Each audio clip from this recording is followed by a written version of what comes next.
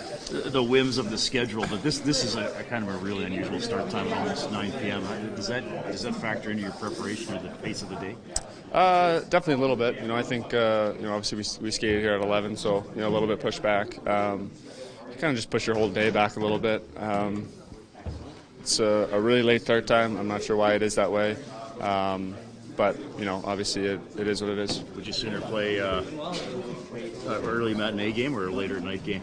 Do you have a preference? Our team hasn't fared very well in the afternoon game, so I'll take the night game. All right, and you got Arizona here. You haven't seen them in a while.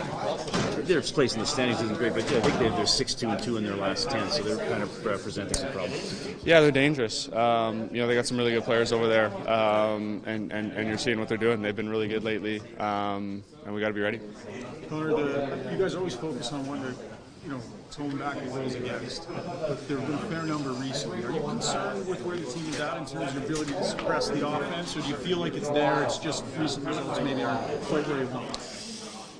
Yeah, certainly. It's always about keeping the puck out of the net for our group, and we haven't been doing a good job of that lately. We've been finding ways to get wins, which is always a positive sign, but I haven't loved where our game has been at, and we gotta make sure it's in order coming down the stretch. Is there a common denominator as to maybe why? Is it a piece of your game? Is it the back check? Is it what are the things you guys circle? Yeah, definitely the track and gap is something that we talk about a lot. The forwards coming back and the D being able to stand up and being organized there. When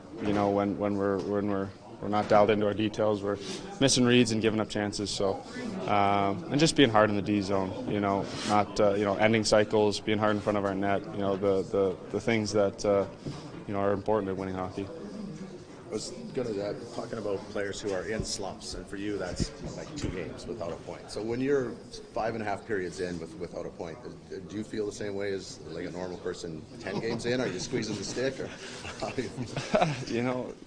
I don't think much about points. I mean, I know I get a lot of them, and everyone likes to talk about them. But I'm trying to help the team win, just like anybody else, and that's the focus. If you go more than a game, is it, even though you're not thinking about points, is it kind of in the back of your head like what happened? Not really. I mean,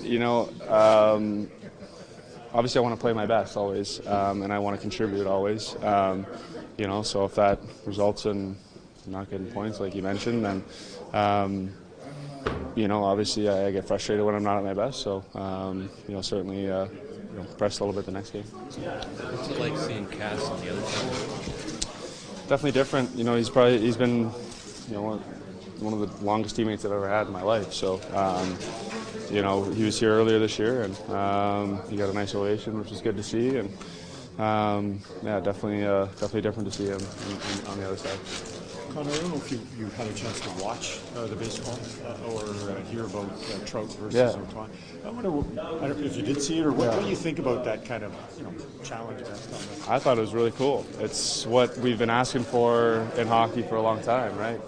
It's best on best, and look, everyone's talking about baseball, and did you see Otani versus Trout, and that's what hockey's been missing for almost a decade now. So. That's what we've been asking for.